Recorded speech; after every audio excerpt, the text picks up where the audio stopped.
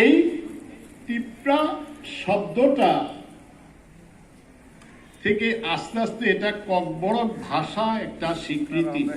কারণ নিজের ভাষায়, মাতৃভাষায় কথা বলা, পড়াশোনা সমস্ত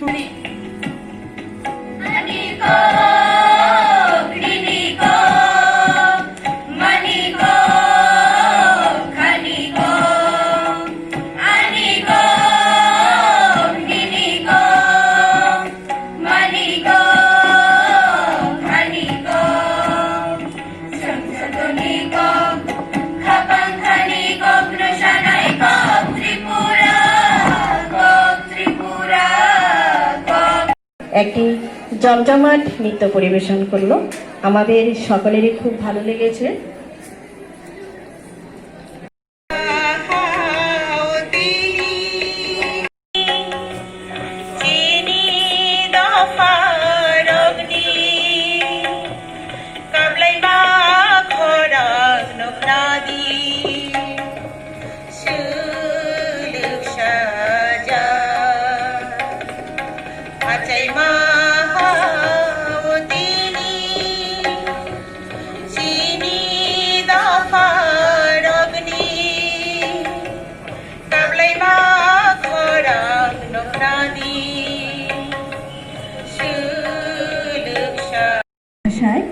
আবৃত্তি পরিবেশন করবে।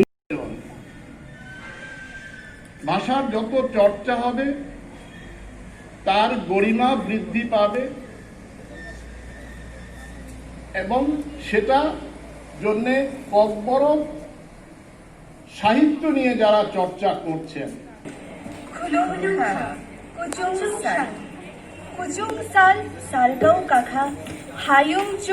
সাউই ফাইখা নখানি চুমই নরসাজাক বাউই হায়ুন পিসারি লিখা পান্থর সিয়ারি তলাক লাইই জাবরা পামতই থাইকা তকসা তক্তৈর খাপাং সুরাংলাই দগাসুই অংখর লাইখা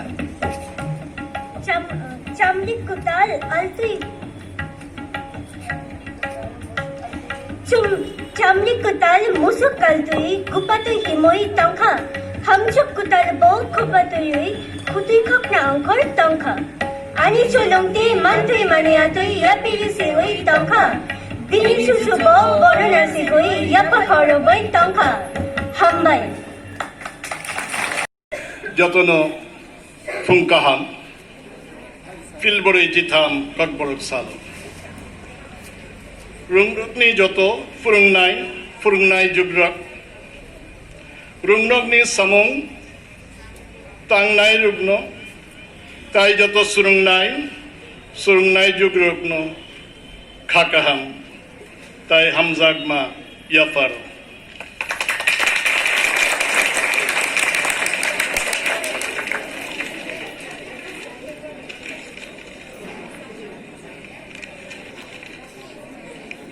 সুপ্রভাত।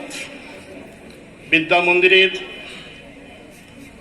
সমস্ত শিক্ষক শিক্ষিকা, শিক্ষাকর্মী ও ছাত্রছাত্রীকে ৪৩তম ককবরক দিবসে আন্তরিক শুভেচ্ছা। ১৯৭৯ খ্রিস্টাব্দের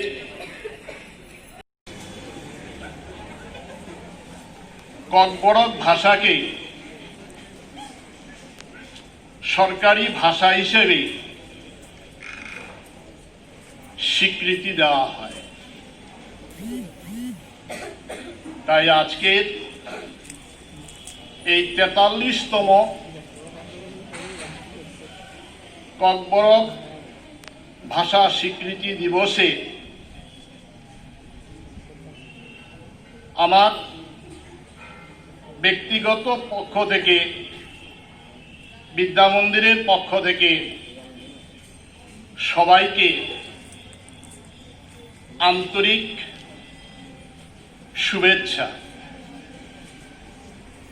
আমাদের বিভিন্ন পর্যায়ে চালু করেছেন,